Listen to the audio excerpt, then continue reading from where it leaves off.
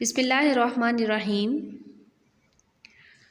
अस्सलामुअलैकुम स्टूडेंट्स, उम्मीद करती हूँ आप सब लोग बिल्कुल खैरियत से होंगे, ठीक ठाक होंगे। आज हम लोगों ने उर्दू अलिफ़ में मीर तक़ी मीर की गज़ल का शेर नंबर 5 और 6 की तशरीह करनी है। ठीक है, शेर नंबर 5 है हमारे पास। मैं जो बोला कहा कि ये आवाज़ उसी खाना ख़राब की सी है।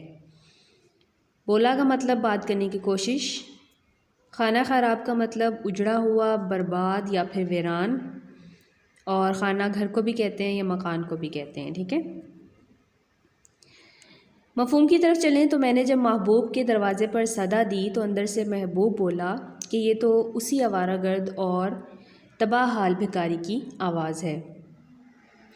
तशरीह की तरफ चलें तो मीर तक़ी मीर ने तशरीह तलब शेर में महबूब के उस रवैये की तरफ निशानदेही की है जिसमें महबूब की तरफ से बेरुखी और जो गफलत है वो पाई जाती है।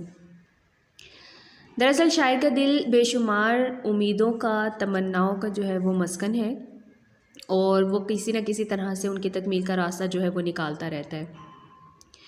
उन आरज़ुओं में से एक उसकी ख्वाहिश है कि वो कोचा महबूब तक पहुँचे और उससे मुलाकात हो जाए, जिसकी वजह से वो उसके दरवाज़े पर सदा लगाता है। लेकिन महबूब जो है वो अंदर से बड़ी बेपरवाही और लापरवाही से जो है वो जवाब देता है कि ये आवाज़ उसी बदहाल की सी है। ठीक है,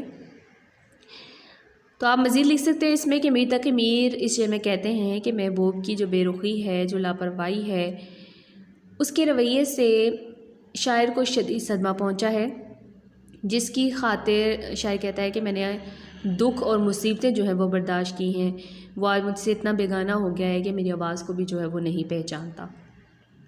आप यहाँ शेर लिख सकते हैं कि एक मुद्दत के बाद मिला तो मेरा नाम तलक पूछ लिया, जिसने बिछड़ते वक्त कहा था कि तुम याद बहुत आओगे।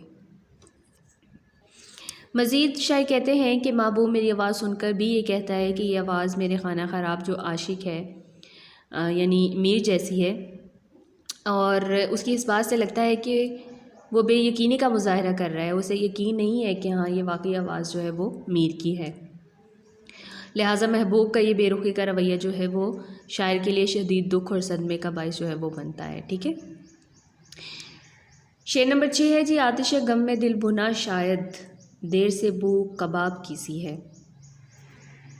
आतिश गम होता है जी दुखों की आग, दिल भुना यानी दिल जलना,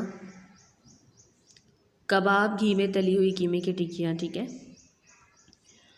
और मफ़हूम की तरफ चलें तो गम की शिद्दत से दिल भुने हुए कबाब की सी जो है वो बू दे रहा है। जब कबाब को हम ज़्यादा तल लेते हैं, वो जो है वो जल जाते हैं, ब्लैक हो जाते हैं, तब उनमें से फिर स्मेल भी आने लग जाती है। ठीक है, तशरीह की तरफ चलें तो ज़ेर तशरीह शेर में शायर ने महबूब से इश्क करने के बाद उस रास्ते में आने वाली जो गम और मुश्किलात हैं उनकी तरफ इशारा किया है।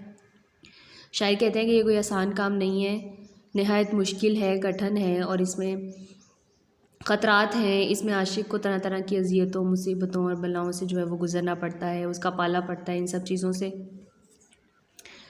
यहाँ आप शेर लिख सकते हैं कि अजियत, मुसीबत, मलामत, बलाएँ, तेरे इश्क में हमने क्या क्या ना देखा। मज़ीद आप इसमें लिख सकते हैं कि जो कम हिम्मत लोग होते हैं मोहब्बत की मंजिलों को वो तय नहीं कर सकते, उनके लिए ये रास्ते बहुत मुश्किल हैं, इसमें पेश आने वाली मुश्किलात को वो बर्दाश्त नहीं कर सकते, आगाज़ में जो है वो हौसला छोड़ जाते हैं। मीर के नज़दीक ये खारदार जो है वो वादी है जहाँ मुसलसल जो है वो महरूमियाँ हैं, नाकामियाँ हैं, मुसीबतें हैं, और उनको बर्दाश्त करना पड़ता है।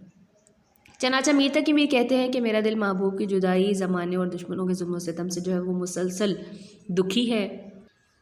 मज़ीद आप लिख सकते हैं कि महबूब की जुदाई की वजह से शायर के दुखों में और गमों में कमी नहीं आ रही, बल्कि उनमें मुसलसल जो है वो इजाफ़ा हो रहा है। और जिस तरह आग के दहकते हुए अंगारे होते हैं, उनमें जलन होती है, तपिश होती है, उसकी शिद्दत में इजाफ़ा होता है, उसी तरह शायर कहते हैं कि मेरे गम में और मेरे दुख में जो है वो वक्तन फ़वक्तन इजाफ़ा होता जा रहा है। मेरा दिल भी गोया कबाब की तरह है जो कि अंगारों पर भुन रहा है, और अब तो इसकी दिल की यूँ कैफियत हो गई है कि ऐसे लगता है कि काफ़ी देर हो गई है इसको जलते हुए, क्योंकि इसके जलने की बू जो है वो अब हर तरफ फैल गई है। दरअसल गमों और दुखों से मीर का दिल जो है वो जलकर रह गया है, इसलिए उन्होंने अपने दिल को एक कबाब से तशबीह दिया और कहा है कि जिस तरह कबाब को आग जला देती है, उसी तरह ज़माने के और महबूब की तरफ से बेपरवाही और बेरुखी के रवैये ने उनके दिल को जो जला कर रख दिया है। ठीक है, तो ये शेर नंबर 5 और 6, इसकी तशरीह आप लोगों ने अच्छे तरीके से याद करनी है। आज के लिए इतना ही, इजाज़त दीजिए। अल्लाह हाफ़िज़।